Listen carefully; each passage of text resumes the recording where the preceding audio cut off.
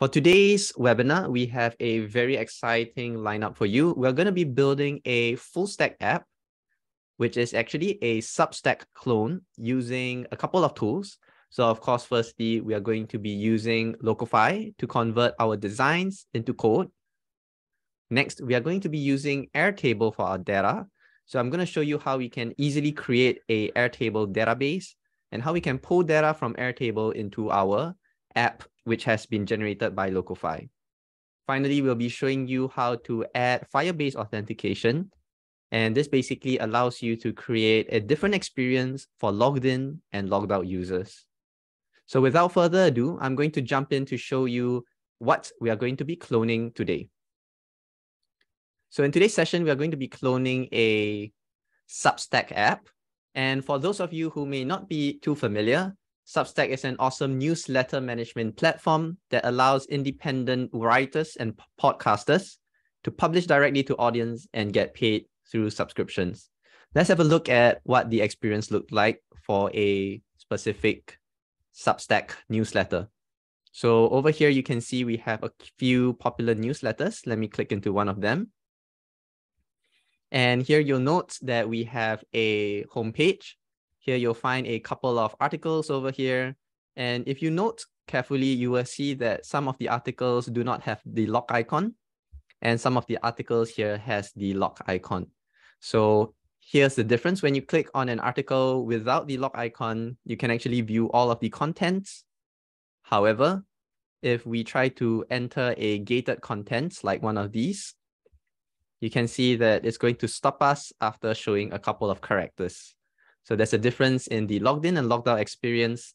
And we're going to be cloning this Substack application from start to finish, and I'll show you the entire process. Great. So without further ado, let me show you our design, which will start from Figma. So here is a Substack clone that we have created inside of Figma. Let me show you around the design. So we have duplicated a few pages. This is the starting page that you will see. There's an overlay which invites you to subscribe. We also have a login page so that you can log in to view the gated contents. Here we have the homepage, very similar to the one that you saw just now. We have replicated it inside of Figma, as well as the blog page itself. So here's where the individual articles can be viewed. So now that we have our design inside of Figma, instead of creating and writing out the code for this manually from scratch, I'll be showing you how with Locofy, you can easily turn this into code. So for those of you who might not be super familiar with Locofy, Locofy is a design to code platform that helps you to turn your designs into production-ready front-end code. Currently, we support React, React Native, Next.js, Gatsby, and HTML. We also support the design tools Figma and Adobe XD. For today, we're going to be using Figma. So here I've opened up the Locofy plugin. And once you have done that, the plugin is open. And I'll show you very quickly a few things that you can do inside of the plugin. So first off, you'll notice over here, we have our sign-in page. So inside of the Locofy plugin, you'll find that we have a few main widgets. Firstly is tagging of layers. This helps you to identify and tag elements so that we can turn them into functional items. We can do drag and drop with popular UI libraries. We can also run a preview, which I will do right now. So I've selected the frame and I've done a quick preview. Here you can see that we are already running this on live code. So everything you see here is running on live Next.js code, and we can actually click around here and you'll find that this input field here is not working yet. So that's what we're going to do. I'm going to show you how you can tag to turn this into a working input field. So here, the process is very simple. Let's click on this input field inside of Figma, and we're going to select the input tag. Now we do support the most popular UI libraries. You can go ahead to select one of them. In this case, it's a custom design, so we'll choose none. You can also further add any attributes over here. Here we have detected the placeholder automatically, which would be your email text. And you can further customize your input here in the Styling and Layouts tab, as well as the Actions tab. We'll be jumping into that a little bit. Now, once we are done with tagging the input, let's go ahead and click Preview. And you can see here now our input field is actually working and we can interact with it. Awesome. To learn more about tagging, we'll be sharing a couple more guides with you after this webinar. Here also, I'll touch a little bit on responsiveness. So inside of Locofy, you can see here, we have selected a frame. And in Locofy, you'll find that it is fully responsive, right? Just like that. And what we are doing is that we are reading all of these settings inside of your Figma. So for example, you notice here, this is responsive. So we read that. Similarly, over here, we can check that our design is responsive, but you'll note that at a certain point in time, the design is still going to break down on smaller devices. So we can take care of this inside the Locofy plugin. For example, we might want to hide this section on tablet devices and below. So let's go ahead and do that. Let's click on this, tag it as a container, and inside styling and layouts is where we take care of the different styles across different screen sizes. For now, let's hide this section here on screen sizes 1200 and below.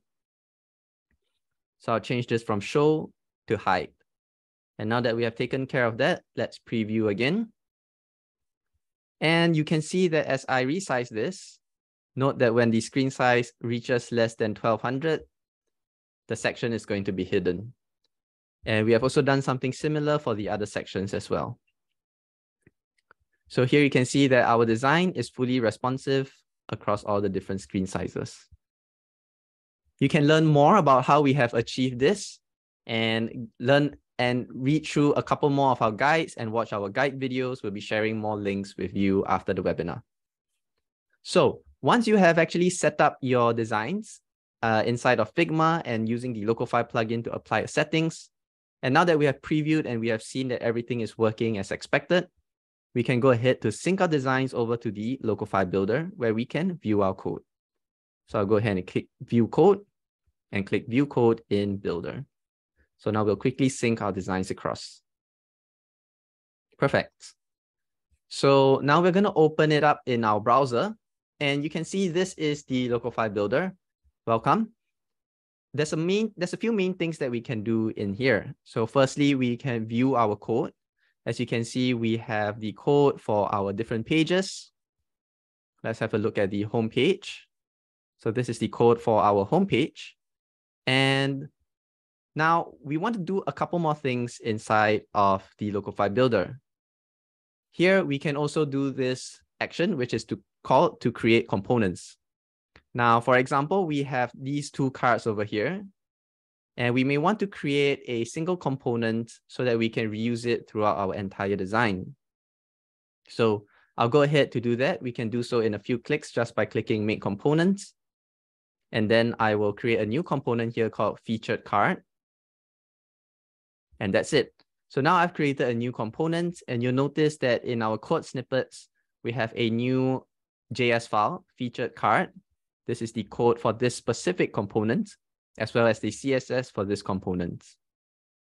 Now, we can go ahead and reuse the same components for this card as well. So to do that, simply click on Make Components. And now we're going to choose the existing component that we have created, Featured Card. And that's it. So now we are going to be using this as well as the components. This featured card as well for this component. Now you'll notice here that we have automatically populated this with a couple of props. Now, what are props? Props are basically values which we can pass into our components in order to render some of the values here differently. So we have noted that there are some differences in the image, in the text, which we want to populate dynamically, maybe from a database. So we have automatically created props for them. For example, you see we have the card image here. We have the title prop. And you will note that if I edit this title prop, and for example, I can edit this value.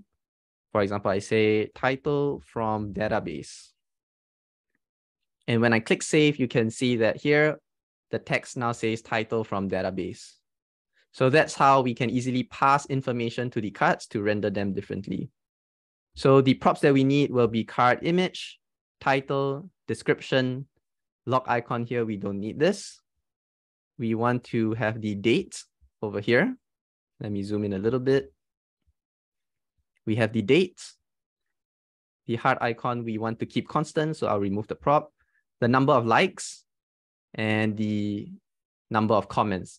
So these are the 6 props that we will need to render all of the values here on our card. Perfect. So now that we have created a component and added props for these 2 cards, we'll need to do so for the rest of our cards as well.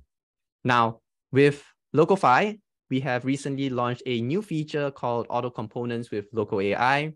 So simply with just a click over here, we are going to scan through your entire design and look for items which we can recommend to you as components. So here you'll see that we have found this footer component, and we have 2 instances of this component across different pages. So you can review the component name that we have generated for you, as well as the props. In this case, for our footer, we don't need any dynamic values. So I'll remove the props here. And then I'll click accept. So now we have created the components for those footers. We have another recommendation here, which is this block card. So you can see we have a few copies of this. So we can go inside here and just quickly review the props that we need, which will be the same 6 values for our other card. So we need a title, description, lock icon is static, so we don't need that, date text, number of likes, number of comments, and the card image. Perfect. So now let's accept all the instances over here. Moving along to the side, we have another few cards over here. So I'll do the same and I will review the props. And then I'll accept the instances here. In this case, we also have a sidebar container. We can accept this as a component. And another components over here for this additional links. So I'll click accept and we're done. So we are done here for the home page as well as the other pages. Auto component scans through all of your screens. Now here on the blog page, we might want to add a couple more components. So here, this is already created as a component. And for this, we also want to turn this into a component, which we shall call the subscribe CTA. All right, so we have created the components for our app. Let's go ahead and hit export. Now, on the export screen, you'll see that we have a few options. We can export the screens along with all of the components or just the components themselves. Here today, we're going to export everything and we can just download the zip file. So let's go ahead and click export. And you can see that we have generated over 2,000 lines of code, just like that. Now, with just a few, now we're going to be extending this code that Locofy has generated. And by adding maybe about 100 lines of code or so, we can turn this into a full-fledged application. Great. So now let me show you, let me open this up inside of VS Code. And we have our file over here. Let me push this to this desktop. All right. I will walk you around the export and what you'll find. So first, I'll just do a quick npm install to install our dependencies. So you'll find that here we have all of the code for our components. And here we also have the code for the pages, as well as the assets inside our public folder. And before we do anything, let's quickly run our code and on our local device. So now it's running on localhost 3000. Awesome. So you can see we are running this code on our local host right now. And we have it just as how we had it inside of our Figma design. We can click on no thanks here, and it takes us to the home page. Here you'll find that it's fully responsive. And we had also set up the links to click from this to the blog page. And we can hit to the sign up page as well. Awesome. Now that we have our code generated, I'll be showing you the next part, which is to connect this with Airtable. So now that we have a static app, we're going to want to create a database and start to pull data from there. So let me open up Airtable. So Airtable is a very popular application. For those of you who are not familiar, it's a low-code tool to help you build collaborative apps that connects your data, workflows, and teams. Very easy to use, very intuitive. I'm going to show you how we can create our database. First, we can click on Add a Base. And it's going to generate a table here. So we're going to want to create some entries here. So for example, we have our blocks will require a title. So we can name this title. We also need a description for each of our blocks. We might also need something like date posted. So we can change the type of value over here to date and click save. And for this, we might want this to also be, let's change the field. We might want this to be a single line text. Great. And we can continue to populate a couple more columns, which we will need. And after you're done adding the columns, we can add in the entries themselves. For example, 5 tips to launch faster, right? And a description. So very simply, that's how we have created a database over here. For today's webinar, I've gone ahead to set up a database with existing entries. So this is the one which I've created. I'll walk you through the columns. We have the title, the description, the date posted, the number of likes, number of comments, and the image URL. So these are all the elements required to populate our cards over here. Now we have a couple more columns here. This is the blog contents column, and this will be used to populate the content over here. Next, we also have some tags, and we have added this tag so that we can differentiate between the different types of posts that we want to put in our page. So for example, these two we are going to call featured cards. This one is going to be called top article. So we have categorized them differently so that we can choose where we want to show each article, right?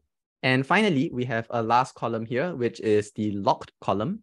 And this is to indicate to us whether or not the article should be hidden behind a paywall or should be available for everyone to view, right? So we have all the columns here as well as the titles. I'm going to be showing you how we can pull this data into our application over here. So first off, I'm going to head into our homepage. And I'm going to be adding a couple of lines of code here in order to start pulling data from our Airtable database. So here we go. I've added a function here. This is the get server-side props function. This is a very useful function from the Next.js, and it allows us to basically pull some data in order to populate our page before it gets rendered. So we are going to need to use this fetch and fetch data from our Airtable endpoints. So let me show you how we can get the endpoints that we are going to retrieve our data from. Back inside of our Airtable, do a quick search for Airtable APIs. And you can choose the first option here. Now, Airtable has an awesome API reference. It's super easy to use. You can see that because we are logged in, we can already find APIs for our databases. So I will click into the Substack app database. And in specific, our blogs post table that we just saw. Here you can find the different kind of APIs and endpoints that we can hit. So we're going to use this list records API. What this does is that by hitting this API here, we are going to retrieve the list of all of our entries here. So you can see this is a record with the ID, and inside here you'll find the tag, the blog contents, the blog title, number of likes, number of comments, and so on. So let's grab this URL and replace this in our fetch. Great. And you'll also notice here that for this, we have a parameter here, max records is equals to 3. We want to change this to 100 so that we can pull all of the records, not just 3 of them. Now, inside of here, you also note that we need to authorize it with our bearer token. So we're going to create a new environment file, a .env file. So .env, and we're going to store our API token inside of here so that it's safe and only runs on the server side. Let me show you how you can get your API token. Let's head back to our app. Click on Account. Go to Developer Hub. And we'll create a new token. Here, let's call this Substack application. Let's add the word clone as well. And here we have the scope. We can assign this a read-only scope. And also decide which database it can access, which is the Substack app database. Now that we have created it, we can copy this token and paste it inside of our environment file. Great. So that's almost everything that we need in order to pull the data. So we have our API endpoints, we have our headers. Over here is going to return the data that we have pulled as this posts variable. All right, so now we're going to take this post variable and we're going to use it in our home page over here.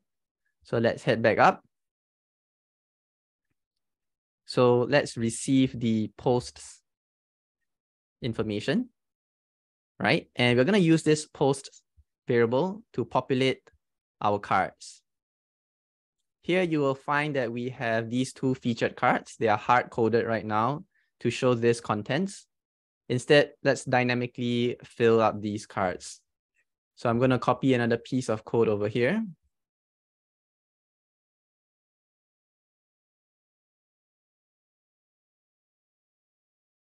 All right. Let's examine what's going on. So we have the posts over here that we had retrieved from our API. And we just want to check that it is non-zero length, basically that there is some data involved, that there's some data inside of our posts variable. Then we're going to filter the posts by this condition, which is that the tag should be featured article. Now, if you recall, we had added the tag over here. Let me open up our Substack app. So we only want to show these 2 articles on the left side. So we're going to filter by tag equals featured article. Then we'll use a map function in order to render the cards over here using the featured card that we have created in the builder. So you'll see that we have the exact same props over here and over here, but except we are going to be populating it dynamically from our posts variable. Now there's one additional prop here, which is the key, and this is requirement for our map function. Let's save this and have a look at our app.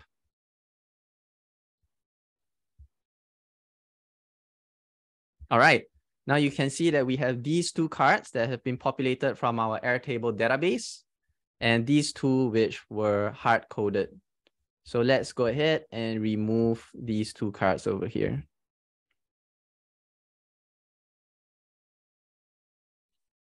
Perfect, they're gone now. So we're going to do the same thing for these other cards. And we are going to replace the hard-coded cards. For example, we have the big card over here. This is the one in the middle. Let's replace this once again with a similar snippet of code. So here we are checking the posts, and we are filtering this post by the tag being top article. So in our database, if you recall, we have one top article, and we'll be filtering by that one. And here, once again, we will be populating the props dynamically. We can remove the block card here and replace this with another one.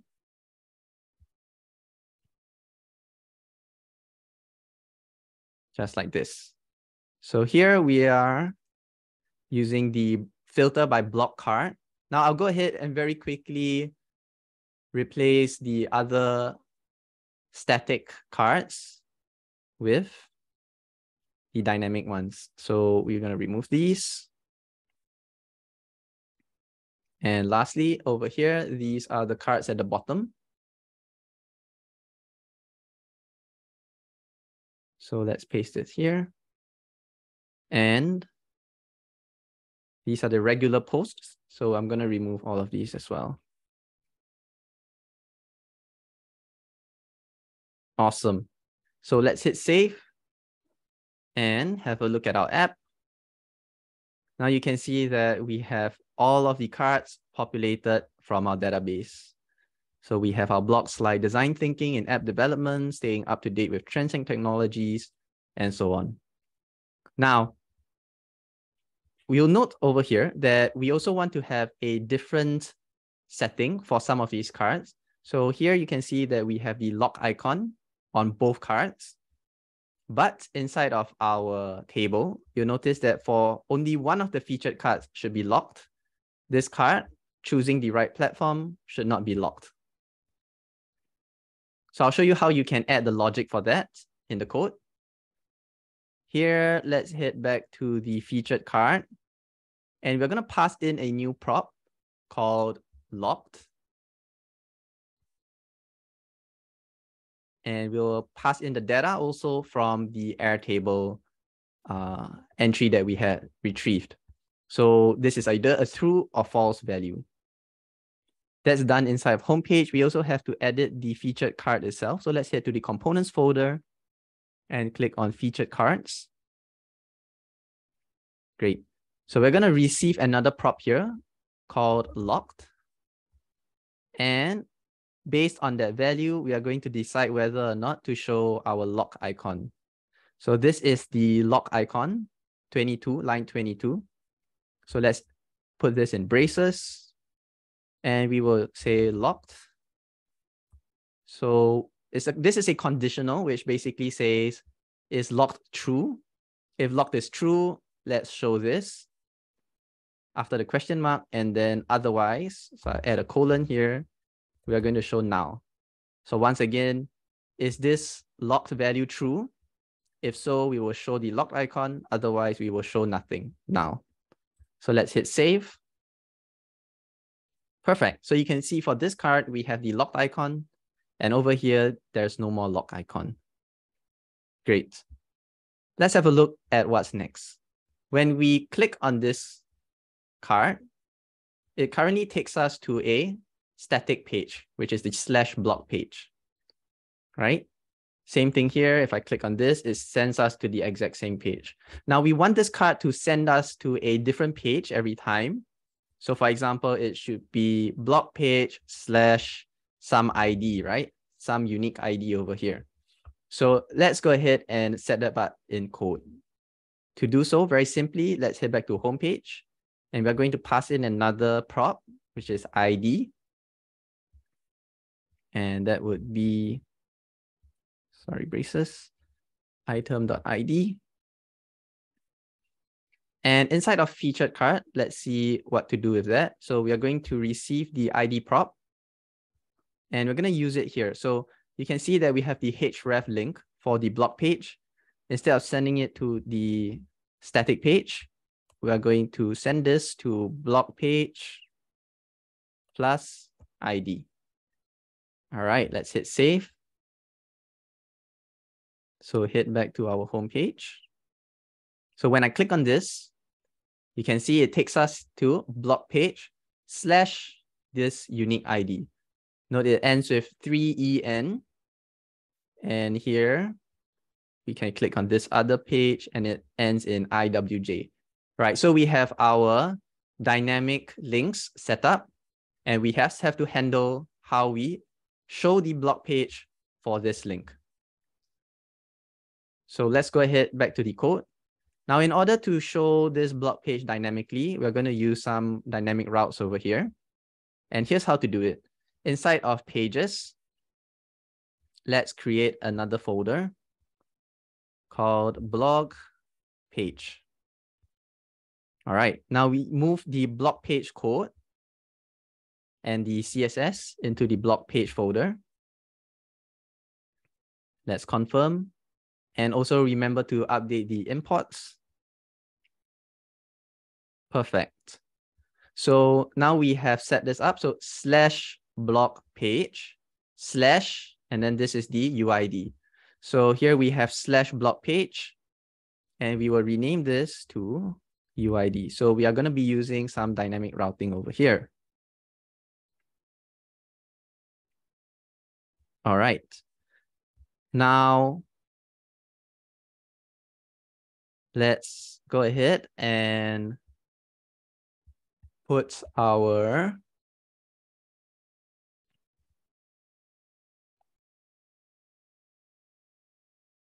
okay. So let's check that out. All right. So once again, back on our homepage, when I click on this, it's going to send us to /UID. And for this UID, it's going to be showing this blog page code that we have over here. Now, we also want this to be populated dynamically, right? For each specific card.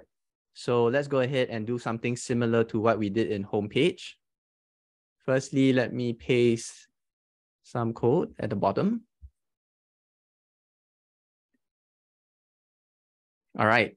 So similarly as what we did in the homepage, we are going to use the get server side props function. And here we are using this const UID equals context params. What this does is that it reads this value over here and stores it inside of this UID variable. Now we are going to want to fetch a record from our API from Airtable. So let's check out what API endpoint we should use. In this case, we'll use the retrieve a record API, which is just going to receive one record instead of the whole list of all of our records. So let's go ahead and copy this and paste it over here. Now, this last part of the path is the ID of our post. So instead of having it static, we'll remove that and add UID. So now we are going to read the UID over here, pass that into our fetch, and then retrieve that specific record. And then we are going to get the record and store it inside of this data variable. Now, let's use this data variable. So put it inside of our blog page and use it to populate our blog contents card over here. So let me grab the piece of code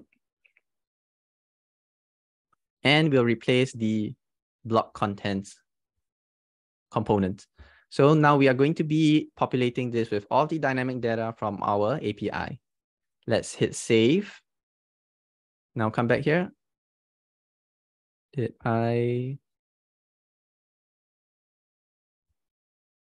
Oh, sorry, just one more thing.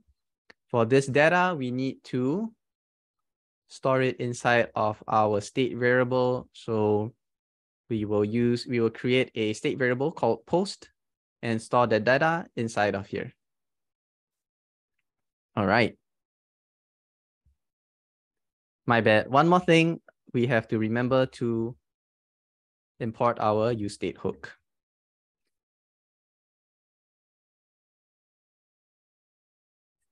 Awesome. So you can see that this is the contents for our project management for app design blog post. We can head back to our homepage and instead choose this other article, choosing the right platform.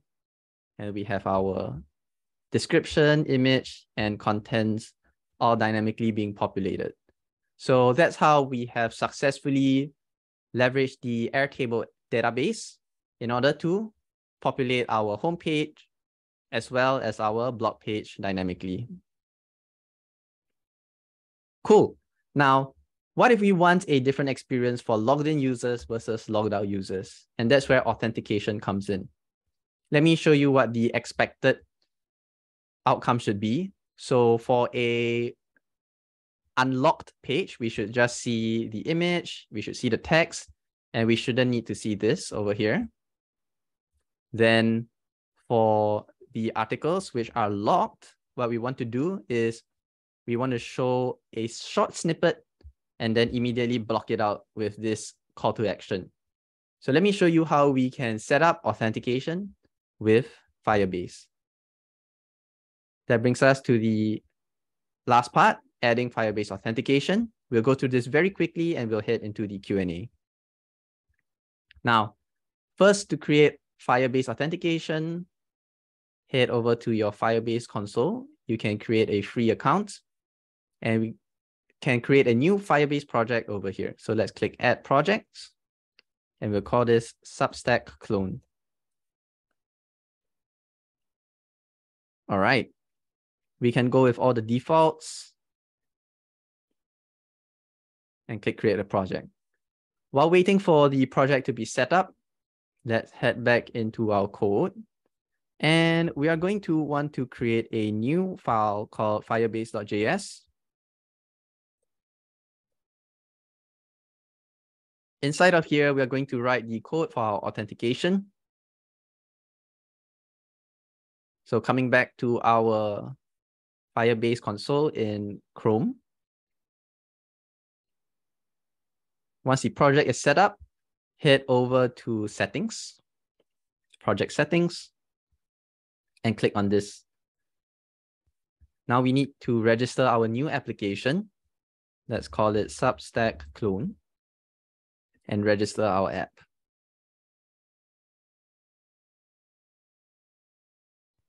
Give this a couple of seconds and done. So now we can install Firebase in our repository. Let's copy this and hit npm install Firebase. Then we can also copy the code here to initialize our Firebase and set up the Firebase configs. Here we go. At the top, we are going to grab the imports that we need. In this case, we don't need analytics. I'm going to remove that. Here are the configs. And for initializing, we don't need analytics. I'm just going to grab this one, initialize the Firebase app. All right. Now that we have done that, we also need to add the authentication service from Firebase. Firebase is a huge product. So there's a couple of services you can add to this. Let's go ahead to the all products. And we want to add the authentication service. Click on that, click Get Started. Great. Now we'll choose the email and password option. Enable it and hit Save. All right, we're almost done with the Firebase setup here. This is all ready to go. Let's head back to our code and we're going to write a few functions for our Firebase code. So first, let's import a few things that we need from the authentication SDK. I'm going to import a few functions and we'll also initialize the auth, which we had just added the service for. Now, let's add a function to register a new user. So we'll call this function register with email and password.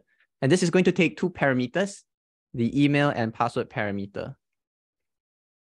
what it does is that it's going to be wrapped in we're going to go through this where we're going to do a try catch block. And inside of try, we are going to attempt to create a user with the email and password. Now, this is a function from the Firebase SDK, which is what we had imported over here. It takes in 3 parameters, the auth object, email, and password. And if it's successful, all good. Otherwise, we were going to throw an error message over here. So that's it. So this is a function to register a new user with email and password and add this user into our database. Next, let's also create a login function. So this is the login function. It takes in 2 parameters, email and password once again. We wrap this in a try catch block again. So what we'll do here is that first, we will attempt to sign in this user with the email and password. Right? So if the user has already been created, then this sign in is going to be successful and will return 1. Otherwise, it's going to throw an error. And if the error code says that the user is not found, what we'll do is that we will help to create this user anyway. So we'll use this register with email and password function here in order to help register this new user who we have not seen before. If this is successful, all's good, return 1. Otherwise, it's going to throw the error code over here. Great, so this is our login with email and password function. Finally, let's go ahead to export all of these at the bottom. Oops, missed the export line. All right, great. Now we are at the very final step. Let's add the authentication logic inside of our blog post. So over here, let's set up another variable. This is a state variable to decide whether or not we want to show our call to action over here, right? And then we are going to make a use effect call. And what this does is that it's going to check if the user is logged in. If the user is not logged in, we are going to basically restrict the contents that is shown on the blog down to just 60 characters. So the original blog contents, we are going to just trim it down to 60 characters, and then that's all we are going to show. Also, we are going to set this state variable for show CTA to true. So we'll show this orange section here. All right. So now that we have set up use effect, let's quickly add the imports. Perfect. So here, now that we have the show CTA state variable, let's dynamically decide whether or not to show this subscribe CTA. So what I'll do here is I will wrap this in braces. And we'll choose to, check the show CTA variable. If it's true, we will show the subscribe CTA components. Otherwise, we will show nothing. Hit now. And that's it. So we have added the logic in order for us to gate our content. Let's just make sure that we have all of our imports. So we had used some auth functions. Let's import that and try it out on our app. Oops, I haven't run it yet. npm run dev.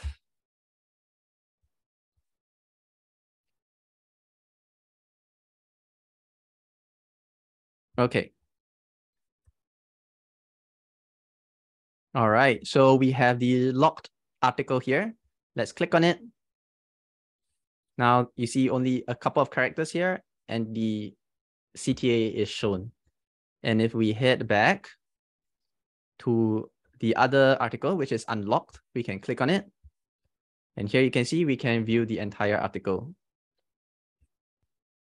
Awesome. So we just have to add a sign-in mechanism for the sign-in page. So let's go ahead and do that very quickly. Head to login page. This is just another few more lines of code.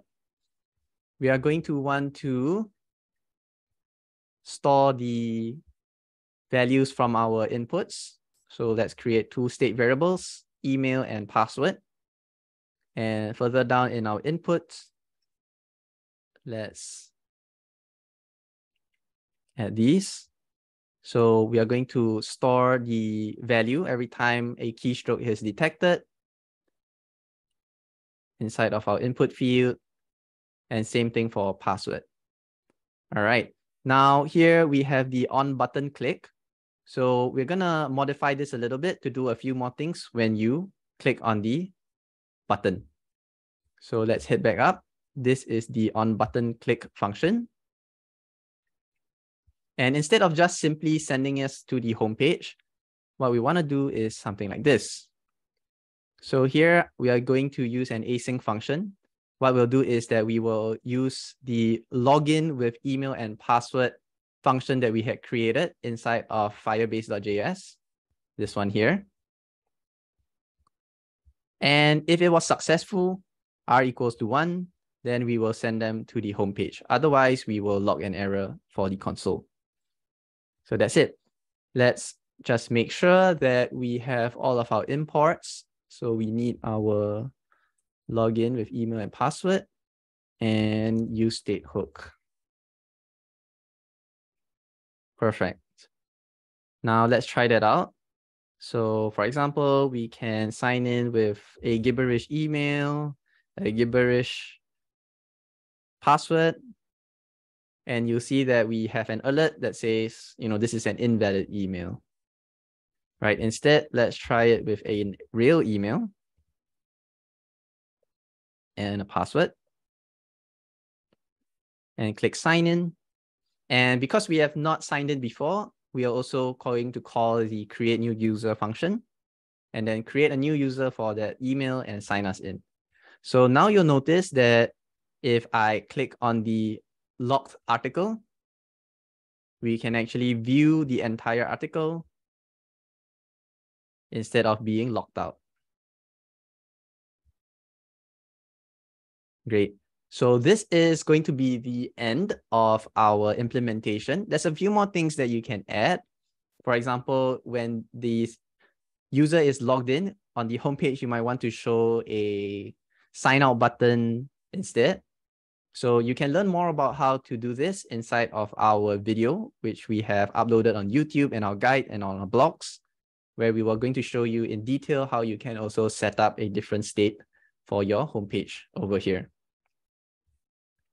And that's it. So as a recap, let's go through the entire flow again. We have our starting page.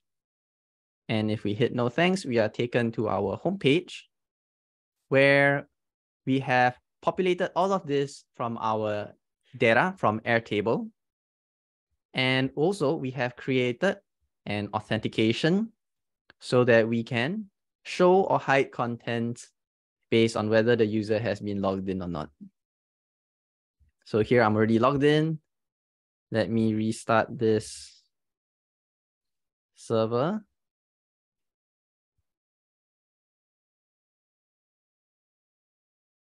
And I'm logged out right now. So here we have. You can also learn more about how to implement a logout function from our Firebase integration guide. So that's all we have. So we can also do the sign in again and log in. Now we can view all of the articles. So in just less than an hour, in about 45 minutes today, we have gone through end-to-end how we can turn our designs into front-end code with Locofy, connect with data, and add authentication with Firebase.